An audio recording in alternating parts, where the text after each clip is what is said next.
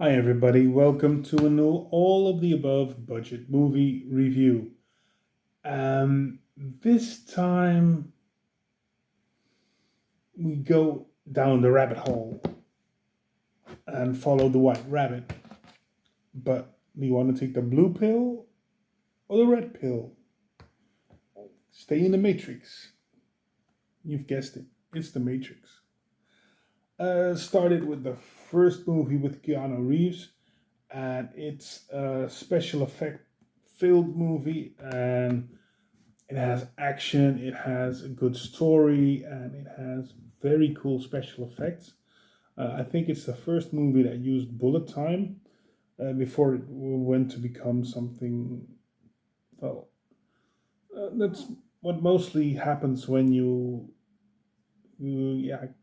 see new techniques. They want to use it over and over again until it isn't that new anymore, and it isn't that exciting anymore. I mean, if I see bullet time in a movie now, I think, oh yeah, I know that from The Matrix. Just like 3D, I saw 3D Avatar for the first time in 3D, and that was the perfect 3D movie. I'll do Avatar along the way too.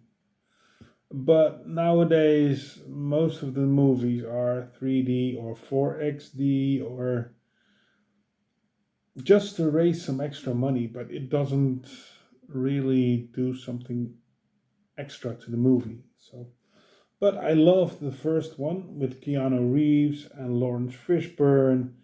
I think Lawrence Fishburne is the ultimate Neo. No, not Neo, because Keanu Reeves is Neo, of course, but the ultimate Morpheus. He is, yeah, his voice, his presence is just there. Carrie Ann Moss as Trinity, and Hugo Weaving as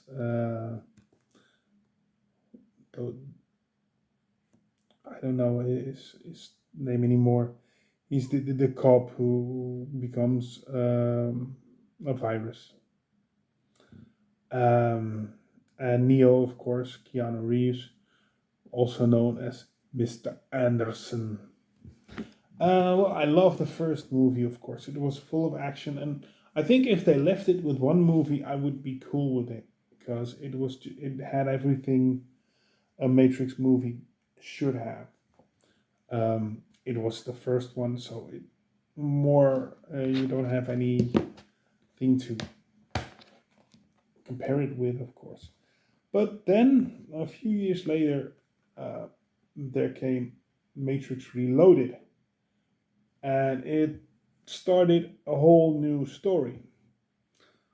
It was fun, it was cool, and it was action packed, and it used a lot of the special effects used in the first one and some new things.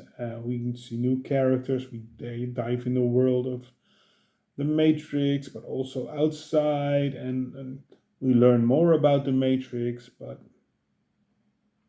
yeah, it's cool, and I loved it. It's full of action. But like I said, if they kept it with the first one, it would be okay too. Um, and it ended open. It had an open end. Because, well, there came a third one, Matrix Revolutions. Yes. And that was the movie to end the trilogy. Did you hear that one before? Yeah. And it did end the trilogy. It was like if you watch these two back to back, it's like one big movie. So yeah, you had a complete Matrix story from part one to part three, and it was put together very well. I loved all the intricate things that were put in there, movie wise and story wise, because it's a hell of a story. I mean, like I said, I would be okay if it was just the first one, but the three together are strong too. So um, yeah, I loved it. I loved the ending, and everybody thought, well, that would be the end. Then called the Wachowski brothers, now the Wachowski sisters, because they both came out as trans. I don't know. There came Matrix Resurrections. Um, I think it was supposed to be a sort of soft reboot. Keanu Reeves was busy doing John Wick, so he looked more like John Wick at that moment. I think his fame came back, so it was the best moment to start a new Matrix movie. Um, it didn't really have the punch as the first or the other three, or the other two, sorry. It didn't have the same punch and the same excitement.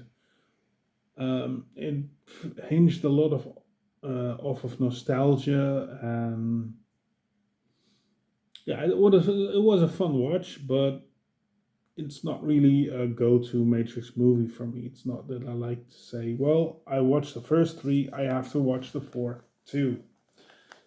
Uh, I did before I did this video, of course, but I can do a few years without watching part four. That's it. So I want to thank you. If you want to tell me anything more about the Matrix or your experiences about the Matrix, let them know down here. If you want to subscribe, and if you want to like it, like. And that leaves me to say thank you for watching, and I'll be seeing you next time. Bye bye.